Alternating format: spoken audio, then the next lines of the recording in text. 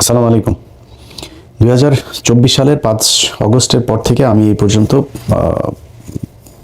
পরের 6 মাস যদি হিসাব করি তাহলে অনেকগুলো ভিডিওতে বিএনপির ব্যাপারে কথা বলেছি। বিএনপি ক্ষমতায় আসুক এটাও চেয়েছি, এটা আপনাদেরকে আগেও জানিয়েছি বেশ কয়েকবার। তো তার প্রেক্ষিতে আমরা মনে করেছিলাম যে বিএনপি ক্ষমতায় আসবে এবং একটা ভালো শাসন ব্যবস্থা এই দেশে। আসসালামু আলাইকুম প্রিয় দর্শক, কথা বলছেন আমাদের সবার পরিচিত প্রিয় মুখ অত্যন্ত সাহসী সাংবাদিক ইলিয়াস হোসেন। বর্তমান বাংলাদেশের পরিস্থিতি, বর্তমান বাংলাদেশের অবস্থা নিয়ে আলোচনা করছে। বিএনপি জামাতের অবস্থা, বিশেষ করে বিএনপির অধঃপতন নিয়ে আলোচনা করছে। এ বিষয়ে আমরা বিস্তারিত জানতে সরাসরি ভিডিও স্ক্রিনে চলে যাব, সেখানে তার আজকের এই গুরুত্বপূর্ণ ভিডিওটি দেখে আসবো। একটা ভালো শাসন ব্যবস্থা এই দেশের মানুষকে উপহার দেবে, এটা আমার প্রচণ্ড বিশ্বাস ছিল। কিন্তু দিনকে দিন যে পরিস্থিতি, বিভিন্ন ইস্যুতে, শুধু একটা কোনো বিশেষ ইস্যু না, ধরেন চুপ্পুকে সরানো, এই সবশেষ হ্যাঁ ভোট না ভোটের ভেতরেও বিএনপি না ভোটের পক্ষে অবস্থান নিল। সবশেষ মির্জা আব্বাসকে জিজ্ঞেস করলো একজন সাংবাদিক যে আপনি হ্যাঁ ভোট এবং না ভোট এটার কার পক্ষে অবস্থান নিচ্ছেন। সেটা আমার ব্যক্তিগত ব্যাপার, এটা আপনার ব্যক্তিগত ব্যাপার না তো। আপনি তো ভোটারদের কাছে ভোটও চাচ্ছেন, আপনি ধানের শীষ কাকে ভোট দেবেন বা ধানের শীষের পক্ষে চাচ্ছেন কি চাচ্ছেন, আপনাকে এটা প্রশ্ন করলে কি আপনি এটা বলতেন? তখন তো বলতেন যে না, অবশ্যই ধানের শীষের ভোট চাই। তাহলে হ্যাঁ ভোট না ভোটের ক্ষেত্রে ওনাদের কথা হচ্ছে যে আমরা এটা আমার ব্যক্তিগত ব্যাপার, এটা বলা যাবে না। তার মানে উনি হ্যাঁ ভোটের পক্ষে নাই। কোনটার পক্ষে সেটা আমরা এখনো জানি না। কিছু কিছু ক্ষেত্রে তো প্রকাশ্যে চলে এসেছে যে বিএনপি কাদের পক্ষে চাচ্ছে। ওনারা না ভোটের পক্ষে ক্যাম্পেইনও করেছেন। হাদির মৃত্যুর পরে বিএনপির লোকজন, বিএনপির যারা ফেসবুকের বিভিন্ন ইয়েতে আছে, ওদের সোশ্যাল মিডিয়াগুলোতে, তাদের অনেকে দেখেছি হাদিকে নিয়ে তারা বাজে কথাবার্তা বলেছে। তো এইভাবে একটার পর একটা যতগুলো ঘটনাতে আমরা দেখেছি। সবচেয়ে যদি আপনি মির্জা ফখরুলের কিছু বক্তব্য যদি শুনেন, যে আওয়ামী লীগকে সরাসরি লাইসেন্স দিয়ে তারপরে বাংলাদেশের রাজনীতির মাঠে নামিয়ে দিয়েছেন তারা।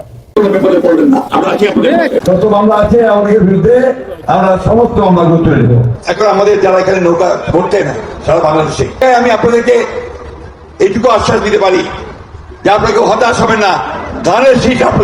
মির্জা ফখরুলদের এই বক্তব্যের যে কোনো কার্যকারিতা না, এটাতে কোনো সমস্যা হচ্ছে না তা না।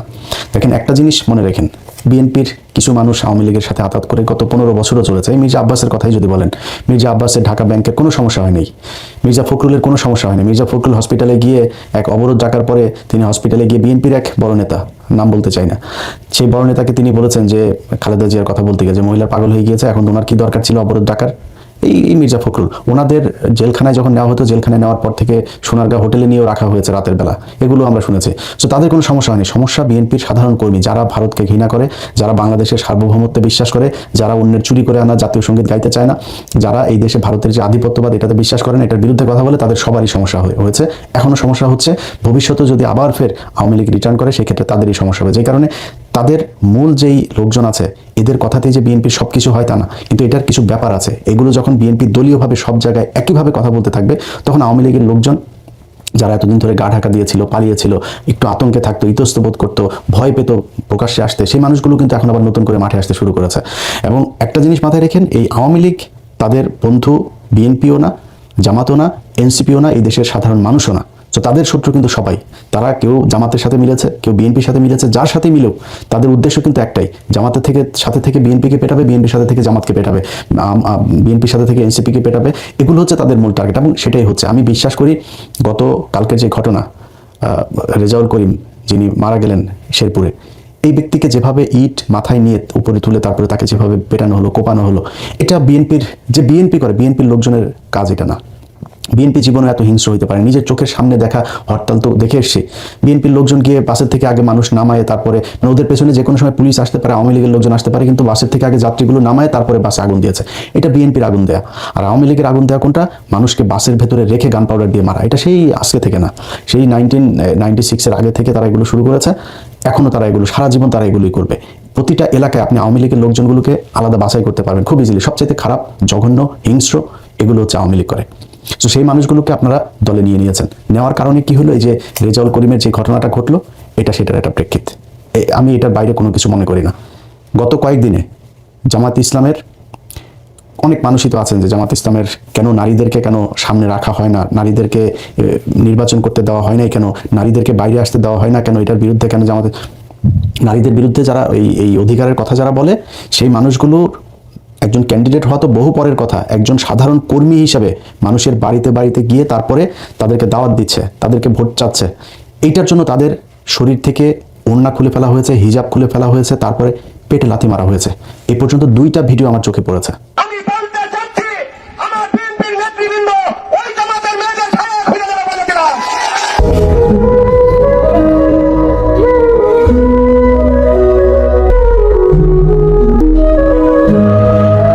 আচ্ছা, এখন এই বেশিরভাগ ক্ষেত্রে এই যে মহিলাদের উপরে যে নির্যাতনগুলো, যে এই কি বলবো আক্রমণগুলো হচ্ছে না, এগুলোকে জায়েজ করার জন্য তারা একটা নতুন জিনিস বানিয়েছে। সেটা হচ্ছে যে এই মহিলারা নাকি গিয়ে জান্নাতের টিকিট বিক্রি করে, এই জন্য তাদেরকে মারতে হবে। 1 নম্বর কথা হয়েছে যে কোরআন, এই পুরো কোরআনটা একটা রাজনীতি। আপনার রাষ্ট্র শাসন ব্যবস্থা, রাষ্ট্র কিভাবে চলবে, সব কিছুই কোরআনের মধ্যে আছে। আপনি যদি কোরআন পড়েন, কোরআনের একদম শুরুর দিকের, একদম শুরু প্রাথমিক যে ইয়েগুলো আয়াতগুলো নাজিল হয়েছে, সেই আয়াতগুলোতে শুধু মানুষকে আপনার করা হয়েছে যে তাওহীদের বর্ণনা দেওয়া হয়েছে, দাওয়াত দেওয়া হয়েছে, তাদেরকে এনকারেজ করা হয়েছে, জান্নাতের সুসংবাদ জানানো হয়েছে, আল্লাহকে কেন বিশ্বাস করতে হবে, এইসব বিষয়ে কথা বলা হয়েছে।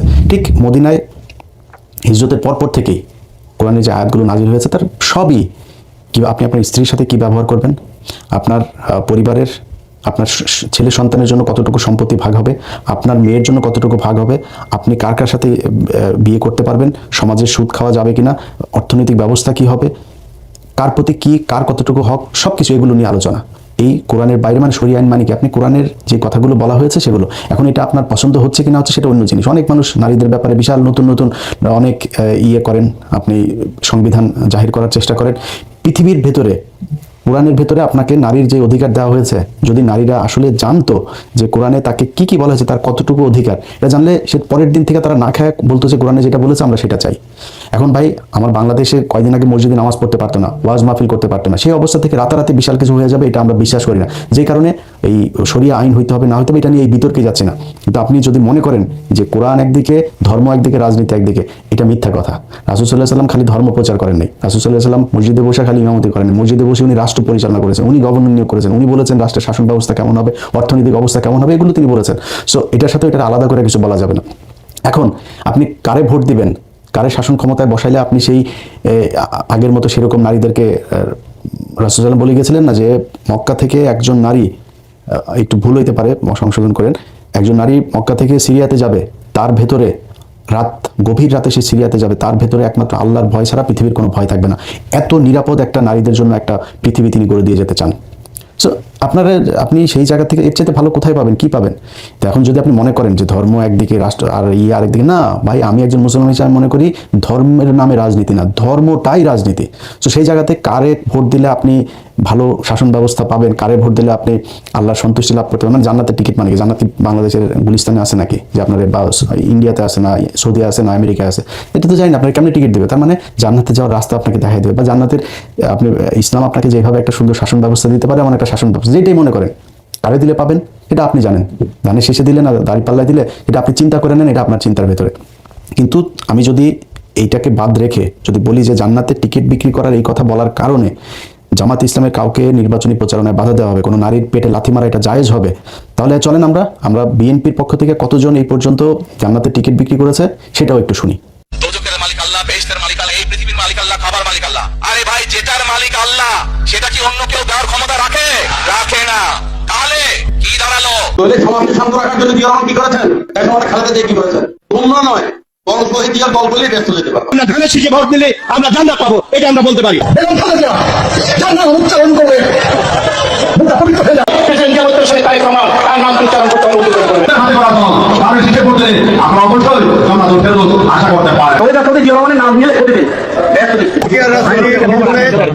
আমি মক্কা মনে করি সাধারণ তুলির এই বাড়িটা আমি যার পায়ের নিচে আপনার দেশ, সেই পুরুষ মানুষগুলো এখানে উপস্থিত আছে, তাদেরকে বলবো বাড়ি বাড়ি গিয়ে মা বোন চাচি খালাদের বলে দেবেন ভোট ধানের শীষে দিতে হবে। যদি ধানের শীষে ভোট না দেন, এই মহিলাদেরকে বলছি আপনারা জান্নাত পাবেন না। উমরা যেমন বলছেন চার খলিফার এক খলিফা, আমার নেতা শহীদ প্রেসিডেন্ট জিয়া রহমান চার খলিফার মতো একজন, আমার নেতা তারেক রহমান, হযরত আলী রাদিয়াল্লাহু আনহু, আমার নেতা মা ফাতেমা এবং খালেদা জিয়া। যারা পার্লামেন্টকে ভোট দিবে বরং এরা দুজনে যাওয়ার সম্ভাবনা বেশি। বিভিন্ন বাড়িতে যাইয়া আমাদের ধানের শীষের পক্ষে কথা বলতে শহীদ রাষ্ট্রপতি জিয়া রহমানের মার্কা, এটা আল্লাহ প্রদত্ত মার্কা। মদিনা ইসলামের চর্চা করি, আমরা মদিনা ইসলামে বিশ্বাস করি। শরিয়া আইনের ব্যাপারে ওটা বলছি যে আমরা শরিয়া আইনে বিশ্বাস করি না। আচ্ছা, এগুলি এই যে জান্নাতের টিকিট বিক্রি করে তারপরে অনেক কথাবার্তা তারা বলেছে, এইভাবে করেও তাদের যখন কিনা দেখলো যে না হচ্ছে না, তো দিন দিন অবস্থা ভয়ঙ্কর দিকে যাচ্ছে, তখন তারা শুরু করলো কি, আপনার নতুন করে মানুষের হাতে পায়ে ধরে কান্নাকাটি শুরু করলো, কোথাও যায় আপনার পায়ে ধরে, কোথাও কান্নাকাটি করে, এগুলো করে মানুষের কাছে ভোট চাওয়া শুরু করলো।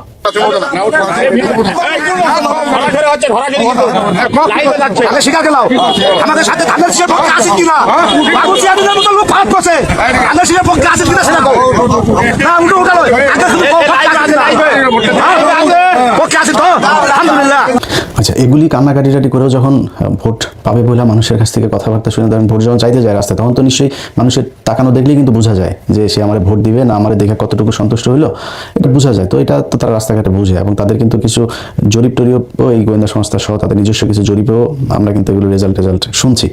পরিস্থিতি খুব একটা ভালো না, বিএনপির জন্য খুব একটা সুখকর না। আমরা চেয়েছিলাম বিএনপি ক্ষমতায় আসুক, তারা সেই মাঠ নিজেরা নিজেদের চাঁদাবাজি, দখলবাজি, মানুষের উপরে অত্যাচার, মামলা বাণিজ্য এসব করে করে তারপরে তারা এই ভোট নষ্ট করেছে। তো পরে কি করলো, এখন নতুন করে তারা যেটা শুরু করেছে একটা মিথ্যাচার। সেই আওয়ামী লীগ যেই স্টাইলে আপনার রাজনীতি করতো, প্রতিটা জায়গায় বিএনপি তাদের এই আওয়ামী লীগের অবস্থানটা নিয়েছে। নিয়ে আমরা এই কালকে আপনারা দেখেছেন যে এক জায়গায় বলছে যে জামাতের একজন নেতা তিনি টাকা দিতে গিয়েছেন, তাকে সহই ভিডিও করা হয়েছে, টাকা দিতে গিয়েছেন, ভদ্রলোক, এই লোকটা আসলে ওইখানে দেখলো সব এদের লোকজন ওইখানে তারা একটা বিপদে ফেলার জন্য করছে, সে চুপচাপ করে চলে আসছে।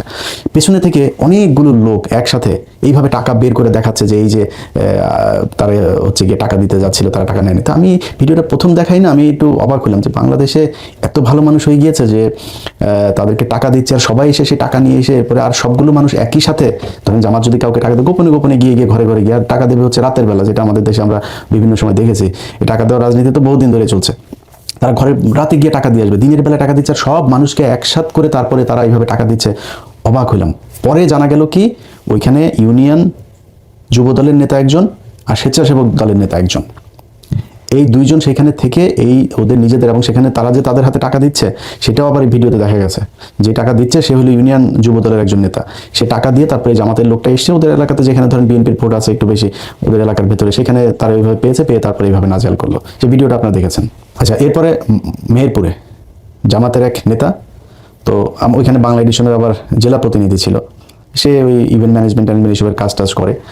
এখন এদেরকে গাড়ির ভিতরে ধরলো, ধরে তারপরে বানাইলো কি বিএনপির কিছু এই সাংবাদিক আছে, এগুলো নিয়ে প্রথম আলো এগুলো সব নিয়ে তারপরে তারা বানাইলো এরা হচ্ছে গিয়ে দেশীয় অস্ত্রশস্ত্র নিয়ে যাচ্ছিল বিএনপি ক্যান্ডিডেটের সাথে। তো সেগুলো তো দেখা গেল কি অকি টকি আছে, তারপরে প্লাস ওই তারপরে আরো মানে ইভেন্ট ম্যানেজমেন্টের কাজে যা ব্যবহার হয় এই জিনিসগুলো সেখানে আপনার দেখা গেল স্ক্রু ড্রাইভার এই জিনিসগুলো, সেখানে কোনো দা নাই, কোনো বটি নাই, কোনো কিছু নাই, কোনো পিস্তল নাই, কোনো কিছু নাই। সেটাতে বানানো হলো যে এটা হচ্ছে অস্ত্রশস্ত্র নিয়ে তারপরে যাচ্ছে। সে তারপরে তাদেরকে প্রায় 8 ঘন্টা আটকায় রাখার পরে যখন বুঝলো যে না এটা আসলে একটা ষড়যন্ত্র, এখানে একজন পুলিশের এসআই এটার মূল গেমটা করেছে ওদের সাথে মিলে, তারপর সেনাবাহিনী এটা ইটি করে দেখলো যে না এরকম কোনো কিছু না, তাদেরকে ছাড়া হলো। কিন্তু মাঝখান দিয়ে কিন্তু নিউজ কিন্তু সারা বাংলাদেশের সব গণমাধ্যম একসাথে একদম নিউজ করে ফেলো, কারণ মিডিয়া তো সবই এখনো তাদের দখলে আছে। এরপরে সবশেষ ঘটলো চরমনাইর এক মহিলাকে, হাত পাকার এক মহিলাকে ভোলাতে আপনার করলো। বলা হলো যে ওই যে এতদিন ধরে জামাতের মেয়েদের উপরে মহিলাদের উপরে যে মারামারি আক্রমণ হচ্ছে না, এটাকে জায়েজ করার জন্য, কিছুটা হালকা করার জন্য তারা এক নতুন নাটক সাজিল। চরমনাইয়ের এক মহিলাকে জামাতের নেতারা আপনার ধরে পিটিয়েছে। তো সেই ভিডিওটা আপনারা নিশ্চয়ই সোশ্যাল মিডিয়াতে দেখেছেন। সেই ভিডিও দেখার আপনারা বলেন যে ভিডিওটা আপনারা দেখছেন, এই ভিডিওর মাঝখানে কোনো জায়গায় আপনি দেখেছেন যে জামাতের কোনো নেতা, কিন্তু দুইটা পক্ষ, একা যে ব্যক্তি সেই ব্যক্তি সম্ভবত চরমনাই, বা মানে দুইটা পক্ষ, এক পক্ষ জামাত এক পক্ষ চরমনাই, আমি এটা কনফার্ম হইতে পারিনি যে কোন পক্ষ কোনটা, কিন্তু যেই পক্ষই হোক মারামারিটা যে সেখানে হচ্ছে, সেই মারামারির ভেতরে পুরুষ, এখানে কোনো নারী নেই, কোনো নারীর উপরে কেউ গায়ে হাত তোলে নাই। অথচ সারা দেশের সব গণমাধ্যম একসাথে ছড়াইলো কি যে এই জামাতের নেতারা কর্মীরা চরমনাইয়ের হাত পাখার নারীর উপরে হামলা। ভাই আপনি তো ভিডিও দিচ্ছেন, আপনি নিউজে যে ভিডিওটা দিচ্ছেন সেইখানেই তো আপনি দেখছেন যে এটা যে কোনো নারীর উপরে হামলা হয় নাই, অথচ সেটা করলেন। কিন্তু জামাত ইসলামে যে নারীদের পেটে লাথি মারা হইলো, বুরকাকে টেনে খুলে ফেলা হইলো, তাদেরকে কিন্তু এই নিউজ কিন্তু বাংলাদেশের গণমাধ্যম করেনি। এটা নিয়ে কোনো আলাপ আলোচনা নেই। আপনার সাদ্দামের আপনার এই যে বাগেরহাটে জেলখানায় নিয়ে যাওয়া হলো, সেখানে পরে জানলাম সাদ্দামের যেই স্ত্রীকে বলছে যে স্বামীর শোকে স্বামীকে বের করতে না পেরে তারপরে তিনি বাচ্চাকে নিয়ে মারা গিয়েছেন। আসলে কারা মেরেছে সেটা একটা বড় প্রশ্ন। আরেকটা প্রশ্ন হচ্ছে যে সাদ্দাম বহু আগে থেকে দুশ্চরিত্র, এবং এই স্ত্রীর সাথে তার সম্পর্ক খুব খারাপ ছিল, তার পরিবারের সম্পর্ক খুব খারাপ ছিল। আর তার আগের যে স্ত্রীরা ছিল তার সম্ভবত এই জাতীয় পার্টির এক নেতার মেয়েও তার স্ত্রী ছিল অনেক আগে, তারপর আরো তার এমনি গার্লফ্রেন্ড এগুলো নিয়ে তার এলাকায় তার বিরুদ্ধে হত্যা মামলা আছে। এই আওয়ামী লীগের সময় সে মানুষকে হত্যা করেছে। সেই লোকের মহিলার ওই অর্থাৎ ইয়ের পরিবার, এই সাদ্দামের পরিবার, ছাত্রলীগের যে নেতা, তার পরিবারই তার বউকে ঘরে জায়গা দিতে চায়নি। নানান সমস্যা চলছিল, সেগুলো নিয়ে সে মানে পারিবারিক কলহে সে মারা গেল। তারপরে হলো গিয়া তার লাশ আনতে দেয় নাই, তার এই প্যারোলে মুক্তি দেয়নি। প্যারোলে মুক্তির আপনি সময় মতো আবেদন না করলে আপনার মুক্তি দেবে কেমনে? আপনার যদি দেখাইতেই না চাইতো, আপনাকে নিয়ে এসে আনার চেয়ে আপনার কাছে জেলখানায় নিয়ে গিয়েছে। সরকারের যদি আন্তরিকতা না থাকে তাহলে আপনার জেলখানায়, হাসিনার মতো অমানুষ হইলে আপনারা মানুষের লাশ দেন নাই, আপনারা জেলখানায় নিয়ে গিয়েছে আপনার স্বামী স্ত্রীকে। এই বাংলাদেশে বহু মানুষ তার স্ত্রী, সন্তান, অনেকের বাবা, তাদেরকে শেষ দেখা। ইলিয়াস আলী তার স্ত্রী দেখতে পেরেছে নাকি না? সবশেষ লাশ দেখতে পেরেছে? আপনারা তো জেলখানায় নিয়ে লাশ দেখানো হয়েছে। সেইটার এক বিশাল আওয়াজ তুলে তারপরে তার জামিন দেওয়া। এখন জামিন দেওয়ার পরে সে তো কালকে মানুষ মারবে, ওর তো পেশাদার খুনি সে, তার আপনি ঠেকাবেন কিভাবে? এগুলো করা হচ্ছে। এইভাবে মিডিয়াকে কাজে লাগায় তারপরে জামাতের বিরুদ্ধে তারা যেই মানে নোংরা একটা রাজনীতি শুরু করেছে, মানুষ মারার যে রাজনীতি শুরু করেছে, এটাতে কিন্তু ভাই ভোট বাড়ছে না আপনাদের। আমি একটা জিনিস বললাম, নির্বাচনের এই আগের দিন থেকে 2024 সালের 5 আগস্ট পর্যন্ত আপনি প্রতিদিন যদি মাপেন, প্রতিটা সেকেন্ডে বিএনপি ক্ষতিগ্রস্ত হয়েছে। প্রতি সেকেন্ডে নিজেরা নিজেদেরকে ক্ষতিগ্রস্ত করেছে। চাঁদাবাজি, ধান্দাবাজি, খুন, মামলা বাণিজ্য থেকে শুরু করে যা যা আছে, আপনি এলাকার কোনো মানুষ যারা সরাসরি রাজনীতির সাথে জড়িত না, এখন সোশ্যাল মিডিয়া অনেক ভিডিওতে দেখা যায় যে এক জায়গায় গিয়েছে, নাসিরউদ্দিন পাটোয়ারি এক জায়গায় গিয়েছে, আর মহিলারা বলছে হ্যাঁ আমরা সবাই ধানের শীষ। ভাই আপনি তো ধানের শীষ, এটা তো আমরা জানি, বাট একজন গৃহকর্মী যে কিনা সাধারণ ভোটার আপনার ওইখানে, তার ঘরে যায়, তারপর শুনে আসেন যে আপনার মির্জা আব্বাসকে কতটুকু পছন্দ করে। আপনাদের মির্জা আব্বাস বলছে যে তিনি হলো গিয়া এই এলাকার বহু পরিচিত লোক, আর নাসিরউদ্দিন পাটোয়ারি এখানে উড়ে এসে জুড়ে বসেছেন। ভাই আপনি বহু পরিচিত লোক দেখেই তো আপনি ভোট পাবেন না, কারণ আপনি 2001 থেকে 2006 এমপি ছিলেন। আমরা দেখেছি ওই মালিবাগের লোক, মৌচাকের লোক, খিলগাঁয়ের লোক, শান্তিবাগের লোক, রাজারবাগের লোক সবাই দেখেছে যে আপনি কি পরিমাণে চাঁদাবাজি করেন। আপনার লোক এখনো চাঁদাবাজি করছে, এটা মানুষ দেখছে, এই জন্য আপনি ভোট পাবেন না। নীরব বিপ্লব ঘটে যাবে এই দেশের ভোটের মাঠে। শুধু একটা কথা বলে রাখলাম, এই দেশের বহু আপনাদের অনেক বিশেষজ্ঞ আছে না, যারা এখন জামাতকে 25টা আসন দিচ্ছে আর বিএনপি 350 আসন পাবে, এরকম জরিপ টরিপ হচ্ছে না। এই জরিপ আমরা ডাকসু নির্বাচনের সময় দেখেছি। ওই ডাকসু নির্বাচনের আগে দিয়ে আমরা বলেছিলাম যেটা, সেটাই হয়েছে, সামনেও সেটাই হবে। আমরা চাই ভাই, খুব বেশি গ্যাঞ্জাম লাগাইতে চাই না, কোনো কারোর পক্ষে একদম সরাসরি অংশ নিতে চাই না, কিন্তু আমরা কিন্তু ভাই ধান্দাবাজি করার জন্য এই 6 বছর এইভাবে একদম নিজের পরিবার, নিজের জীবন বিপন্ন করে তারপর আওয়ামী লীগের বিরুদ্ধে কথা বলি নাই। আমার কটা টাকা পয়সা দিয়ে তারপরে কারোর পক্ষে বলাবেন যেটা অনৈতিক কথা, অবিচার, সেটার পক্ষে কথা বলা, এটা আমার দেওয়া হবে না। সো আপনারা বাধ্য করছেন এগুলো নিয়ে কথা বলাতে, আলোচনায় আসতে, এটা কিন্তু আপনাদের ভোট নষ্ট হচ্ছে। সো সাবধান হয়ে যান। যদি সাবধান না হন, সেক্ষেত্রে 12 তারিখ আসতে আসতে যেভাবে গ্রাজুয়ালি আপনারা ডাউনে গিয়েছেন না, আস্তে আস্তে যাইতে থাকবেন, যাই দেখবেন যে পরিস্থিতি খুবই ভয়ঙ্কর। সেখান থেকে বের হয়ে আসতে পারবেন কিনা? বাংলাদেশের মানুষ কিন্তু এখন কথা বলতে পারে। বাংলাদেশের মানুষ যা দরকার সেটা তার মুখ থেকে সে বলে আদায় করার মতো সেই ক্ষমতা, সেই সাহস কিন্তু তার এখন আছে। আগের এই হাসিনার সময় না, 2018 সাল আর 24 সালের নির্বাচনের মতো এই দেশে আরেকটা নির্বাচন করতে পারবেন না। আপনি নির্বাচনে ভোট পাবেন, ভোটার আপনাকে ভোট দেবে, দেওয়ার জন্য যা যা করা দরকার সেটা করেন। এসব মিথ্যা কথাবার্তা, প্রোপাগান্ডা ছড়ায়, মানুষকে নাটক টাটক করে এগুলো করে জিততে পারবেন না। আল্লাহ হাফেজ। আসসালামু আলাইকুম প্রিয় দর্শক, দেশ কিংবা দেশের বাইরে যে যেখান থেকে বসে ভিডিওটি দেখলেন সবাইকে অনেক অনেক ধন্যবাদ এবং ভালোবাসা জানাচ্ছি। প্রিয় দর্শক, কথা বললেন সবার পরিচিত প্রিয় মুখ, অত্যন্ত সাহসী সাংবাদিক ইলিয়াস হোসেন, যে কথা বলতে ভয় পায় না। যারা দুর্নীতি করে, অন্যায় করে, অপরাধ করে, চাঁদাবাজি, রাহাজানি সহ যারা দেশের ক্ষতি করার চেষ্টা করে, তখনই তিনি কথা বলেন এবং তার বিরুদ্ধে কথা বলেন এবং তার অন্যায়ের বিরুদ্ধে কথা বলেন। দেশকে অত্যন্ত ভালোবাসে সাহসী সাংবাদিক ইলিয়াস হোসেন। যে যত বড় নেতাই হোক, যে যত বড় প্রশাসনের কার্যকারী হোক, অর্থাৎ যে যত বড় শক্তিশালী মানুষই হোক না কেন, ইলিয়াস হোসেনের হাত থেকে বাঁচা কঠিন। তিনি আজকে বর্তমান বাংলাদেশের যে পরিস্থিতি, সে পরিস্থিতি আপনারা নিজেরাই দেখতে পাচ্ছেন। এই বিষয় নিয়ে আলোচনা করলেন, সমালোচনা করলেন। বাংলাদেশের জামাত ইসলামী দিন দিন ব্যাপক জনপ্রিয়তা পাচ্ছে। সারা বাংলাদেশ জামাত ইসলামের বিজয়ের ধ্বনি শোনা যাচ্ছে। অন্যদিকে বিএনপির যে 16-17টি বছর যখন তারা তাদের উপর অন্যায় করেছে শেখ হাসিনা, ঠিক তখন কিন্তু মানুষ তাদেরকে খুবই ভালোবাসতো এবং তাদের পাশে দাঁড়াতো এবং বিএনপিকে মহব্বত করতো এবং ভাবতো যে বিএনপি ক্ষমতায় আসলে তারা ভালো কিছু করবে। কিন্তু 5ই আগস্টের পর থেকে বিএনপির কিছু কিছু নেতাকর্মীদের ব্যবহার তাদের জনপ্রিয়তা হারিয়েছে, তাদের ভোট হারিয়েছে, এটা বলার অপেক্ষা রাখে না। রাহাজানি, চাঁদাবাজি সহ যদিও তাদেরকে বহিষ্কার করা হয়েছে, এরপরে আবার দেখা যাচ্ছে যে সেই নেতারা আবারও সক্রিয় হয়ে মাঠে নেমেছে এবং বড় কোনো নেতার বগলে থেকে, বড় কোনো নেতার আন্ডারে থেকে তারা আবারও সক্রিয়ভাবে মানুষের উপর অত্যাচার, অন্যায়, জুলুম, নির্যাতন চালিয়েছে। যার কারণে আওয়ামী লীগের মতনই দিন দিন ক্ষমতা হারাচ্ছে, দিন দিন জনপ্রিয়তা হারাচ্ছে বিএনপি নামক এই দলটি। বেগম খালেদা জিয়ার যে জনপ্রিয়তা ছিল, বেগম খালেদা জিয়া এবং জিয়াউর রহমানের যে জনপ্রিয়তা ছিল, সেই জনপ্রিয়তার বিএনপি দল এখন আর নেই। তো প্রিয় দর্শক, বুঝতে পারছেন বর্তমান বাংলাদেশের পরিস্থিতি। কেমন লাগলো আজকের এই ভিডিওটি অবশ্যই কমেন্টে জানাবেন আপনাদের সেই মূল্যবান মতামত। সবাই ভালো থাকবেন, সুস্থ থাকবেন। ভিডিওটি শেষ করছি, আবারও দেখা হবে ইনশাল্লাহ। আসসালামু আলাইকুম।